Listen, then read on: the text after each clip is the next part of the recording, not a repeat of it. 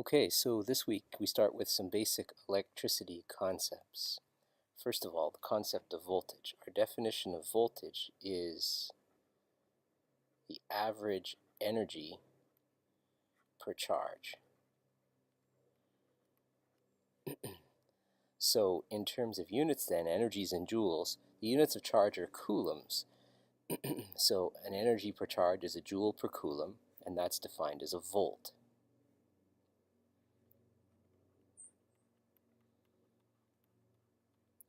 In terms of a relationship, we write the voltage is the energy, and this is generally electrostatic potential energy, divided by the charge. Now, to get an understanding of voltage, we imagine looking at a Duracell with microscopic eyes, and what we see is the negative end of the Duracell has got excess negative charge as a result of the redox chemical reactions. There are, of course, positive charges present, but there's an excess of negative. What makes the positive end positive is just a lack of negative charges. So that's our model then for a Duracell. Excess negatives at this end, and then a lack of negatives at this end. Now, obviously, like charges repel, so it's going to take work to move a negative electron from this end down to this end where they already are in excess. So that's where the stored energy is. The stored electrostatic energy is related to the work done in separating the charge. Now, if we come along and connect a wire to a voltage source, then these minus charges, excess minus charges, they are prevented from going this way by the chemical reactions, but they can go out into the wire, and that's in fact what they do. Because of the electrostatic repulsion, they're pushed out in the wire, and then that sort of causes a chain reaction where minuses get pushed all along the wire away from the minus terminal of the battery, of the cell. Now, of course, what'll happen is you'll build up a little bit of excess on this end, and then the flow will stop because any sort of push from the excess negatives on the Duracell, which would tend to make the charges go that way, that's going to be balanced by the push backwards from these excess minuses that have built up on the very end of the wire. So you get a momentary flow of charge, very momentary, on the order of 10 to the minus 10 seconds or something like that.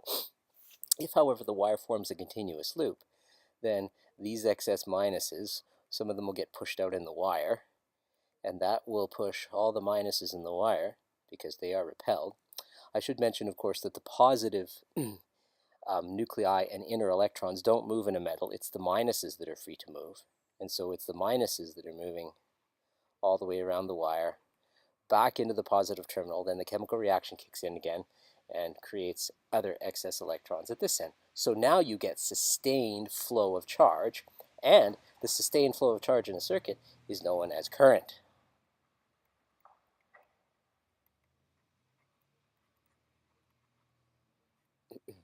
Now, current is the amount of charge flow per given time. Units then, this is charge in coulombs, this is time in seconds, so coulombs per second is defined as an ampere of charge, given the letter capital A. So that's voltage and current.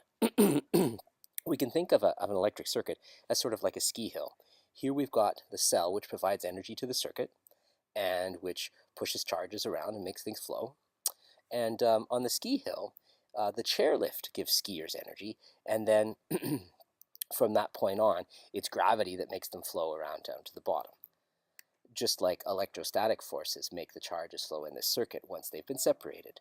So the energy here, well, for the circuit, it's the voltage, or the cell. That's where the energy comes from. Here, of course, it's the chairlift that provides the energy to go skiing. The flow here, well, this is the current. And on the ski hill, it's just the skiers per second that are flowing up and down the mountain. Now, in this circuit here, there was a little wiggly line, and you probably know that refers to a resistor. Every circuit offers some resistance to the flow of charge.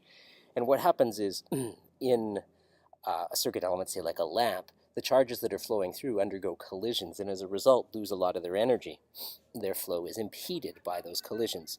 So that's why we have these wiggly lines as a symbol, because it's sort of a visual, I suppose, of a bunch of collisions happening as the charges flow through that device. Now, this device could be a lamp. As I said, it could also be a piece of wire. However, metal wires, have a very, very low resistance. So there is some resistance here, but very little. This could be a lamp or a motor or just a standard lab resistor. Now, when the charges flow through then, because of the collisions, some of their energy, some of their voltage is transformed to heat. So you go from higher voltage to lower voltage, but you don't lose any charge. So the current will be the same. It's the energy or the voltage that's changing. Now, the amount of flow that's going through a circuit depends on the total resistance and the voltage. This is known as Ohm's law. If we have lots of resistance, there's not going to be very much flow. With not very much resistance, you'll have a much higher flow, which suggests that the amount of current flow is inversely proportional to the resistance. So large resistance means low flow, small resistance means large flow. At the same time, the amount of current flow is proportional to the voltage drop. If you've got a lot of charge separation, there are lots of quote-unquote electric pressure, that's going to create a lot of flow in the circuit. And conversely, with less charge separation, less stored energy, you're going to have a smaller flow, which suggests that the amount of current flow is directly proportional to the voltage. Now, that in word equation translates to I is V over R, or as it is more commonly written, V is IR. This is the statement of Ohm's law.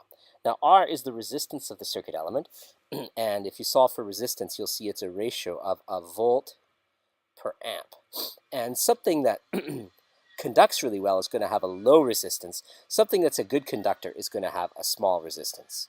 Sorry about the skill saw going on in the background. I'm actually recording this at my cabin, and somebody's working on a deck right now. Now, in the ski hill analogy, resistance is like the depth of the snow. So really deep snow is going to slow down the skiers. Hard packed snow, which is low resistance, is going to give us a lot more skier flow. Ohm's law for ski hills just says that the skier flow, which is the current, varies directly with the height of the mountain, that's like the voltage or the energy, and inversely with the depth of the snow. So the world's simplest examples, I is V over R. This is a 6-volt cell over a 25 ohm motor. That is going to be 0.24 amps of current. If, on the other hand, we forget to connect the motor or we don't connect it properly, then our 6-volt cell is applied only to the wire, which has a resistance, but a fairly small one. And if the cell were able to provide it, you get about 6,000 amps of current.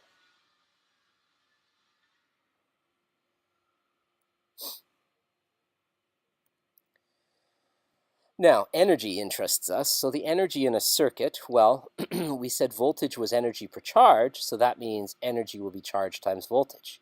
If we rearrange our voltage definition, we get energy as charge times voltage. Now, of course, power is going to be energy over time. Energy over time. But we're just saying that this energy is charge times voltage. That's divided by time.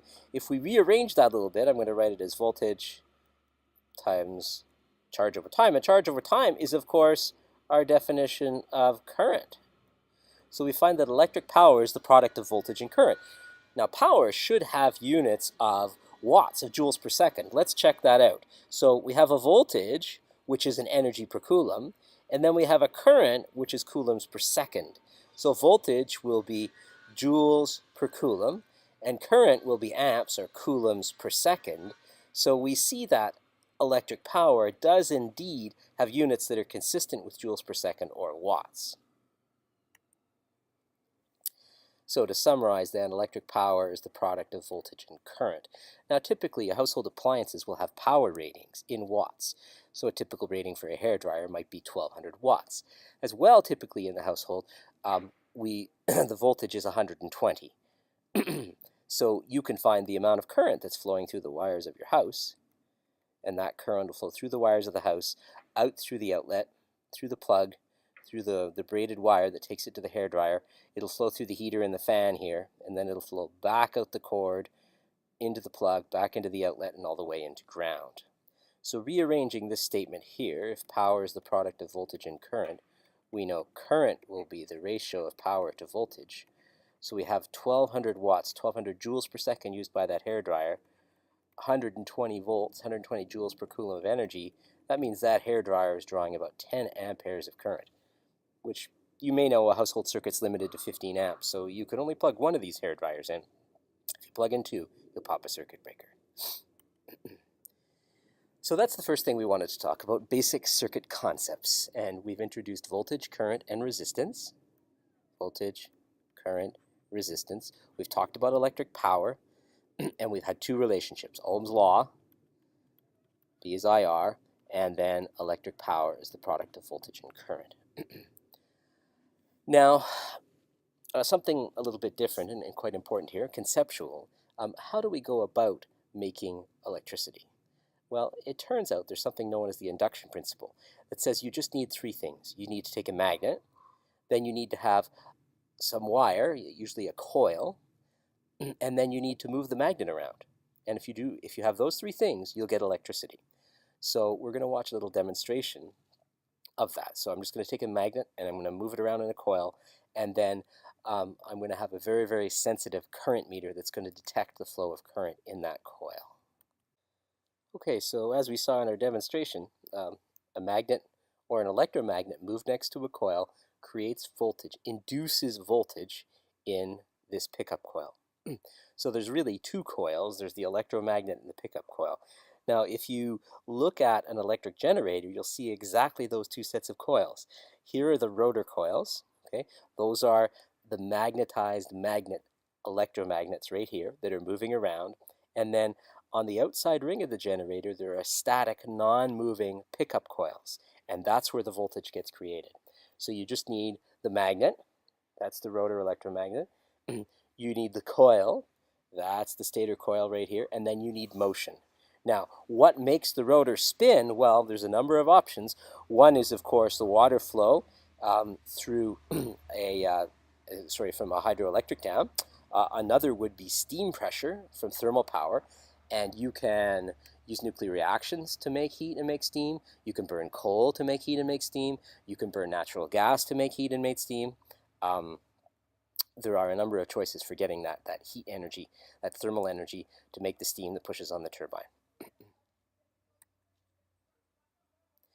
Now, once you've made that electricity at your power plant, you want to transmit it to where it's needed, which is the cities. Now, the energy that we're making is typically thousands of volts and thousands of amps. It's transformed. We pass it through a bank of transformers before transmission. Now, what are transformers? Well, they're not robots in disguise. They're electrical devices that transform or change voltages, okay? They're for changing a voltage. Now, we use lots of these in our daily life. You plug in a charger, that takes the 120 volts that comes out of the wall and steps it down to a voltage that your device can handle. Probably somewhere on your street, you'll have either a pole-mounted transformer or a metal box on the ground transformer that's taking voltage from transmission voltage down to house voltage. Now, I mentioned the word already, step up and step down. Step up transformers increase the voltage, and we do this at the dam. We step up the voltage for transmission. Then when it arrives in the town, we step it down. First of all, at the local substation, to sort of a local voltage, and then ultimately in the residential area to house voltage. Now, the way that these work relies on the induction principle. It basically, the amount of volts that you have depend on the number of wire loops in your transformer. So we're going to have an input and an output, and the input volts depend on the number of loops N on the input side. The output volts depend on the number of loops on the output side of the transformer, and I'll show you a picture in a moment. But because a transformer can't make energy, And because power is the product of voltage and current, if the voltage is going up, it must be that the current goes down, which suggests an inverse proportionality between voltage and current. So this is known as the transformer equation. It's basically a series of three. All right, so here's an example. We have a dam producing 750 volts and 100 amps. First task, find the power generated. Well, power is the product of voltage and current. 750 volts times 100 amps gives us 75,000 watts, or 75 kilowatts. Now, let's imagine that at that dam site, the voltage is boosted up by a factor of 100. So this is a step-up transformer. That means that the output voltage is going to be 100 times the input voltage. So that means it's going to be 75,000 volts, or 75 kilovolts. Now, based on the argument we just made, if the voltage goes up by 100, the current's going to go down by 100. So we're only going to have 1 amp of flow leaving the dam through the transmission lines. Now, transmission lines are made of metal, but if you get 1,000 kilometers of metal, it is going to have some resistance, and therefore there'll be some energy lost along the way. Let's imagine that those transmission lines were 2 ohms each. And let's see how much energy we would lose in them. Well, there's only an amp flowing through those lines, so we're only going to lose 2 volts across each one. So then in terms of the power that's lost, well, it's going to be 2 times 2 volts, 4 volts, and an amp. You're only losing 4 watts of power. So at the city, you had 75 kilowatts to start with. You lost just 4 watts in the transmission lines. So you've lost a very, very tiny fraction of a percentage of the energy. Now let's see what would happen if you hadn't transformed it all. And so now your 100 amps is flowing through those 2 ohm lines. So here's your dam. There's your transmission lines. No transformer. So we've got these 2 ohm lines, and there's 100 amps of output from the dam flowing through these transmission lines. Well, the voltage drop is going to be 200 volts for each one. So in terms of the power loss, there's 400 volts times 100 amps, 40,000 watts. So you've now, of the 75,000 watts you generated, you've just lost 40,000. And there's only 35,000 watts that are delivered. You lost half the power in the transmission lines. This is why we transform. Because when we step up the voltage, the current goes down. When the current goes down, the line losses go down, and the power grid is much more efficient.